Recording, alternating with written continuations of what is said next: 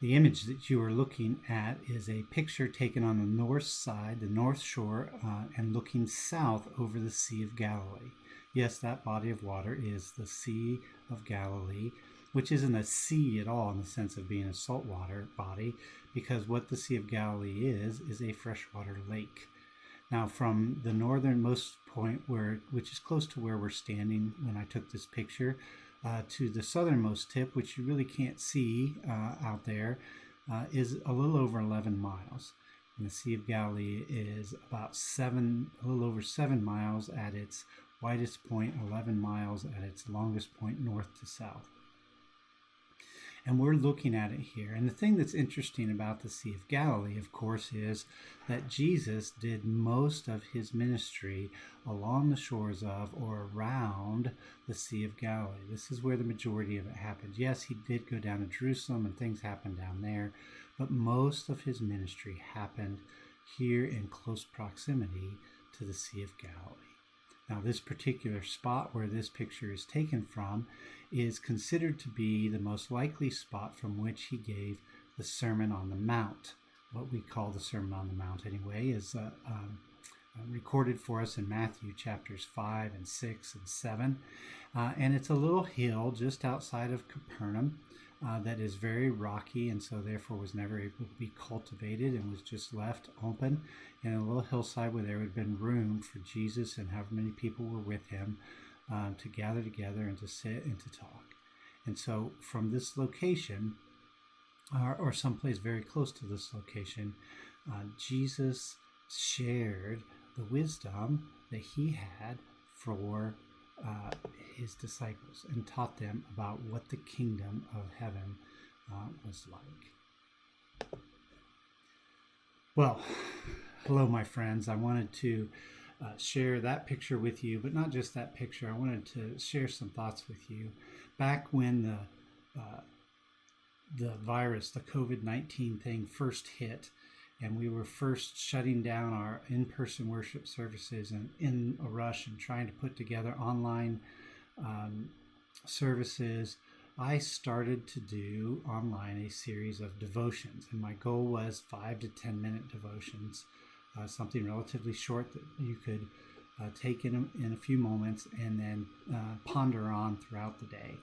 And I did that for a little while. And then I had my bike accident and found it very difficult. It just became too much to carry on. I was trying to do 3 times a week, and there was just a lot of other things that I couldn't maintain that. And so I dropped it.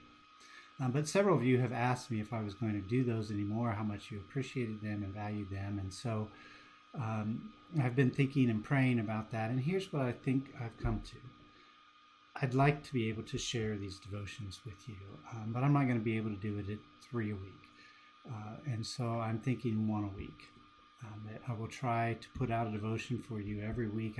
My goal is going to be to do that on Monday mornings and put that out and make that available to you. We're going to start working our way through the Sermon on the Mount, Matthews 5, 6, and 7. That's why I showed you that picture at the beginning here.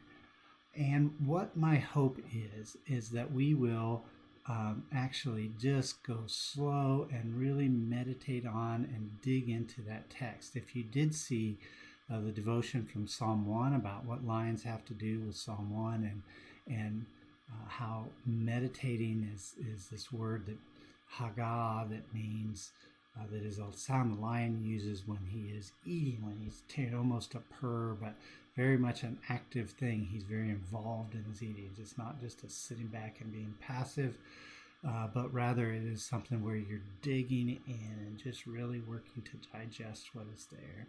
So we're going to take it slow, maybe painfully slow for some of you who are used to just zipping through scriptures. So we may stop and examine specific words. We may look at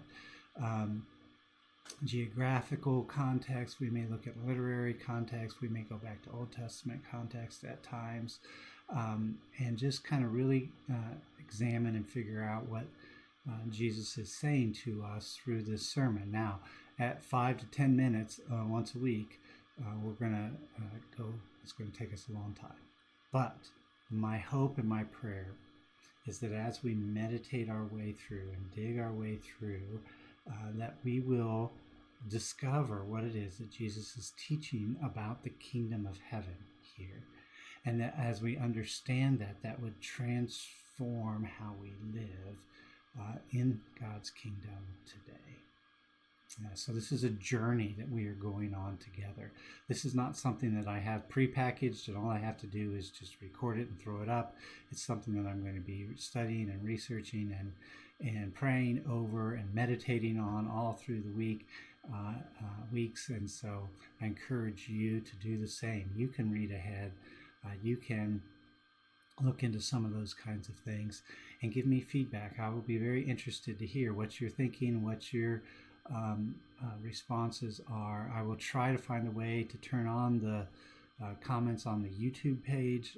If you're watching on Facebook, of course, you can always put comments on there as well. So I'll be joining this journey, going together. So my prayer is that through the journey, we can all become closer in our walk with Jesus. And so I invite you to come on this journey with me, and I pray that together we would grow in Him.